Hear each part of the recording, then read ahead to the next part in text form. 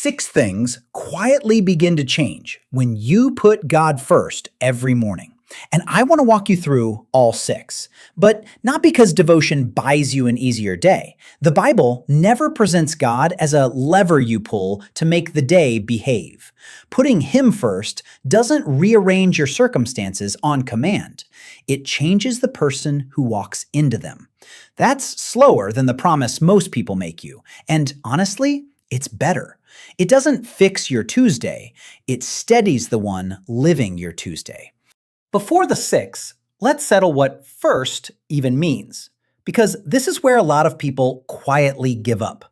First doesn't mean 5 in the morning. It doesn't mean 30 silent minutes in a perfect room. If you work nights, if you're up with a baby, if you're sick or caring for someone who is, your morning starts at a strange hour and in broken pieces. And that counts. First just means first attention. Before the day starts making demands, you turn toward God, even briefly, even messily. It's about priority, not performance. Here's what starts to shift when you actually do it. The first thing that changes is the voice that sets your tone. Most of us wake up and immediately hand the microphone to something. Usually, it's the phone. So within moments, you've absorbed a headline, an email that spikes your blood pressure, and 3 things other people need from you. Your nervous system is running before your soul has said a word. When you give God that first moment instead, the first voice you hear isn't fear or urgency, it's grace.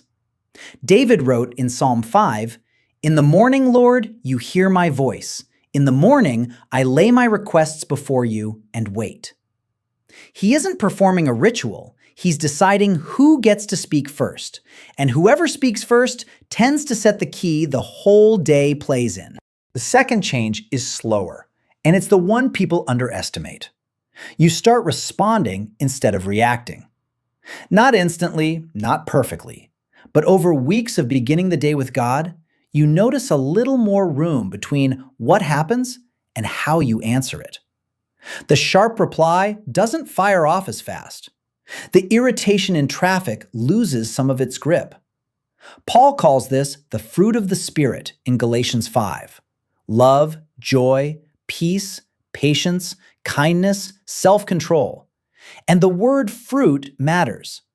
Fruit isn't manufactured in the moment you need it. It grows quietly from a life that stays connected to the vine. Morning time with God is one way you stay connected.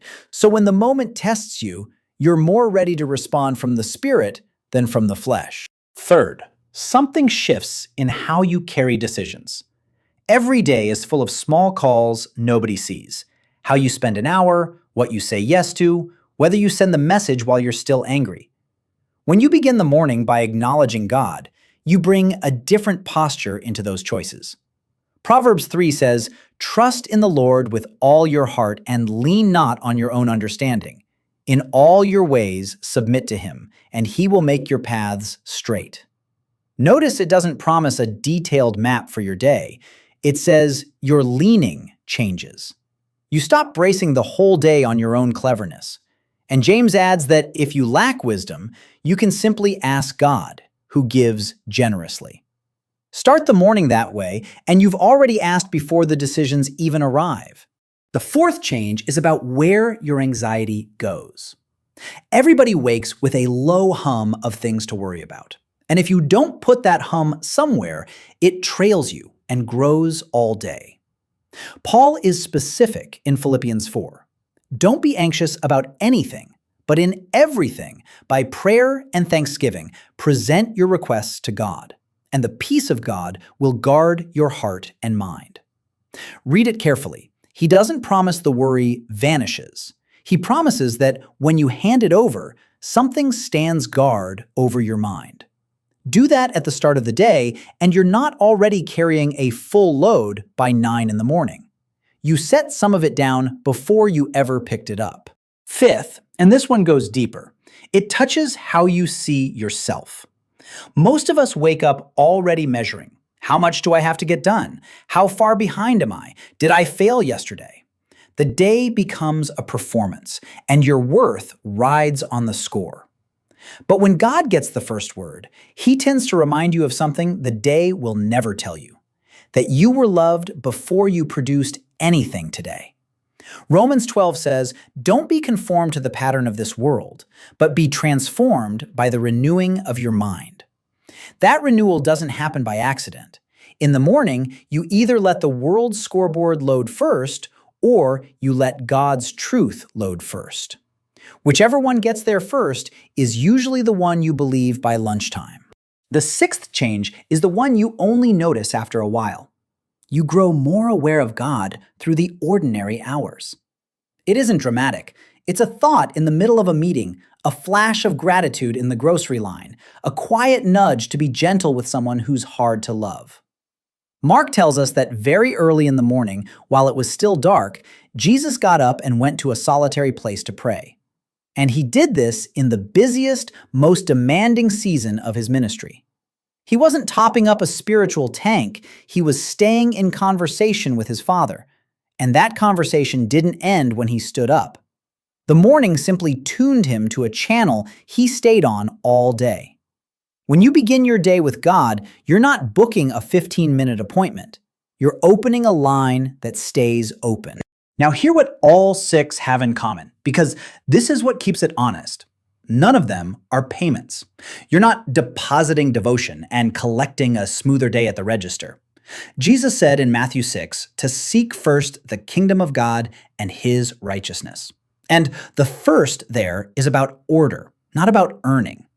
You seek him first because he is first, not because it buys you an easy Tuesday. Some of your hardest days will land right after your best mornings. That's not the practice failing. The change was never promised in your circumstances. It was promised in you, in the person who now walks into that hard day already anchored, already reminded whose they are. So don't aim for a perfect routine. Aim for a real one. Tomorrow, before the phone, before the list, before the noise, give God the first honest minute you have, wherever your morning starts. It doesn't have to be long, it just has to be first. Keep doing that and pay attention to which of these six shows up in you first. Here's what I'd love to know. What is one simple way you'll give God your first honest attention tomorrow morning? Maybe it's leaving the phone in another room, or praying one sentence before your feet hit the floor. Tell me your one small step in the comments. And if this gave you a new way to see your mornings, subscribe and stay with us so we can keep growing in this kind of practical, everyday faith together.